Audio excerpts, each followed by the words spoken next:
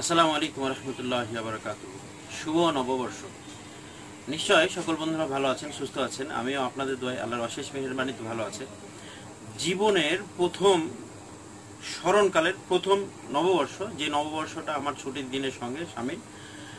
আমি আমার কখনোই এরকম মনে পড়ে না যে আমি শুক্রবার দিন নববর্ষ একসঙ্গে পেয়েছি। হয়তো গেছে, আমার মনে নেই। এবং এই দিনটিকে বিশেষভাবে কখনোই আমার সেভাবে পালন করা হয় না, কারণ আপনারা জানেন যে আমি একজন পরিশ্রমী মানুষ। আমি কাজকে ভালোবাসি, সবসময় কাজের মধ্যে থাকার চেষ্টা করি।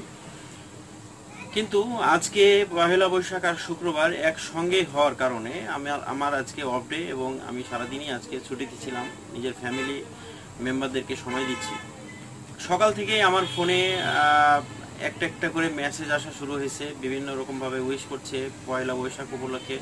নতুন বছরের শুরুতে আমাকে অনেকেই মেসেজ দিয়ে সুন্দর সুন্দর কবিতা দিয়েছে, উপহার দিয়েছে। এভাবে কিন্তু আপনাদের আমি মেসেজগুলো পেয়েছি, আমি অনেকে রিপ্লাই করছি। কিন্তু এক পর্যায়ে যখন দেখলাম যে মেসেজের এত বেশি ছড়াছড়ি, তো এত মানুষকে একসঙ্গে রিপ্লাই করা সম্ভব হয় না, আর এটা আপনাদের ভালোবাসার জায়গা থেকেই হয়েছে। যার কারণে আমি সবসময়, আপনারা জানেন যে আমি এই জায়গাটিকে ভালোবাসি, এই জায়গাতে কথা বলতে ভালোবাসি। এখান থেকে আপনাদের সঙ্গে আমার কমিউনিকেশন সবসময়। আমি পারতাম বাসায় বসে অথবা বাইরে থেকে কোনো এক জায়গা থেকে একটা ফুটেজ নিয়ে আপনাদের সামনে তুলে ধরার, কিন্তু আমি এখানেই ফিরে আসলাম এবং এখান থেকে আপনাদের সঙ্গে একটি ভিডিও করে আপনাদেরকে শুভ নববর্ষ জানানোর জন্য দোকানে ফিরে আসা। আশা করি দিনটি আপনাদের ভালো কাটছে, আর আমি দোয়া করি সবসময় আমার বন্ধুদের এবং যত শ্রেণীর মানুষ আছে, সকল বাঙালি জাতি যেন সারা বিশ্বে যেখানেই থাকুক না কেন আনন্দ ঘন মুহূর্ত সবসময় যেন উপভোগ করতে পারে। সে বিষয়টি আমি সবসময় দোয়া করি আল্লাহর কাছে।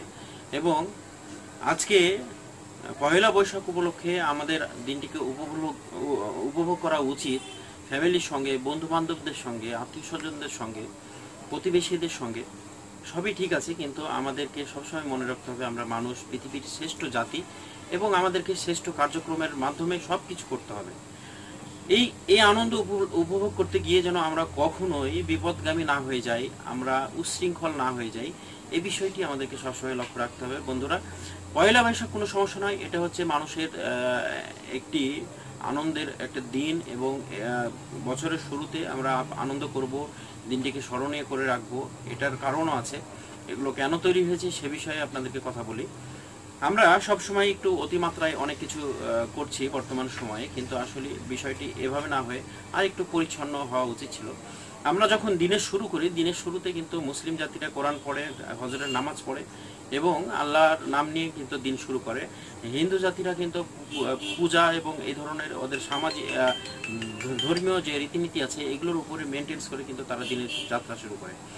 মোট কথা হচ্ছে, আমরা দেখেছি যে হিন্দু ধর্মের অনুসারীরা কোনো একটা ভালো কাজ করতে গেলে একটা নারিকেল ভাঙে শুভ সূচনার জন্য।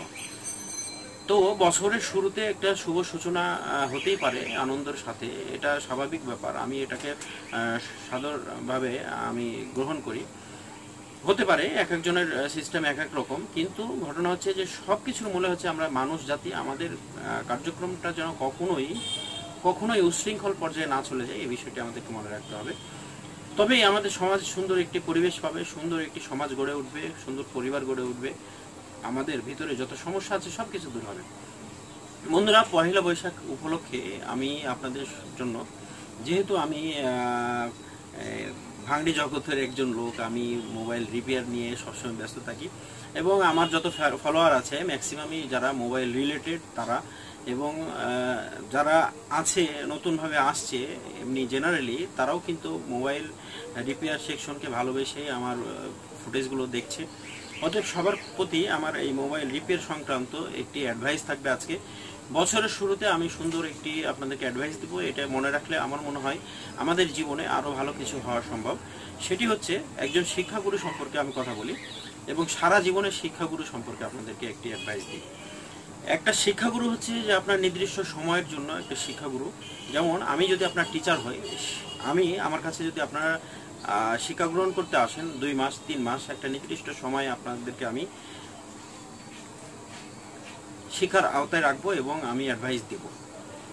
এবং পরবর্তীতে শিক্ষক ছাত্রর সম্পর্ক যদি ঠিক থেকে থাকে, এটা আপনি সারা জীবন পর্যন্ত আমার কাছে ভালো ভালো আপনি থিওরি অ্যাডভাইস পেতে থাকবেন, পরামর্শ পেতে থাকবেন।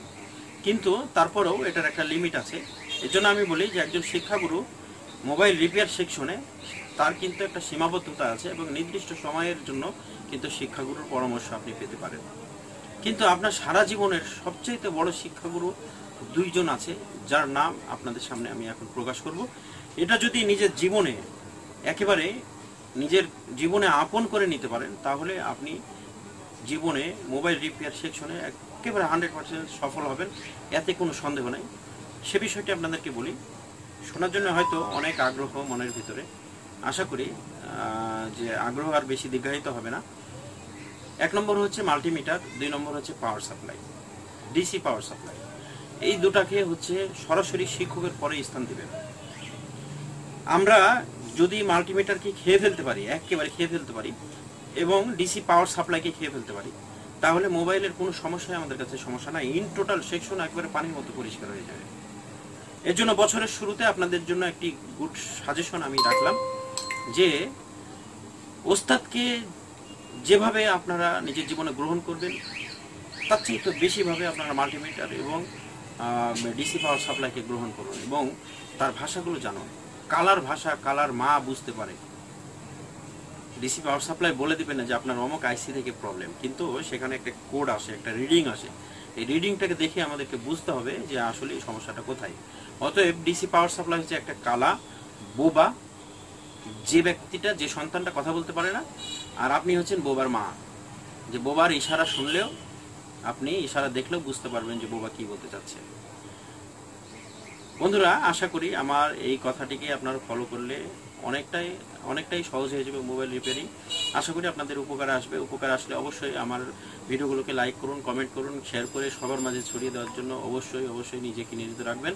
ইনশাআল্লাহ আবারও কখনো কোনো এক সময় কোনো একটি বিষয় নিয়ে কথা হবে। সে পর্যন্ত ভালো থাকুন, সুস্থ থাকুন। আসসালামু আলাইকুম ওয়া রাহমাতুল্লাহি ওয়া বারাকাতুহু।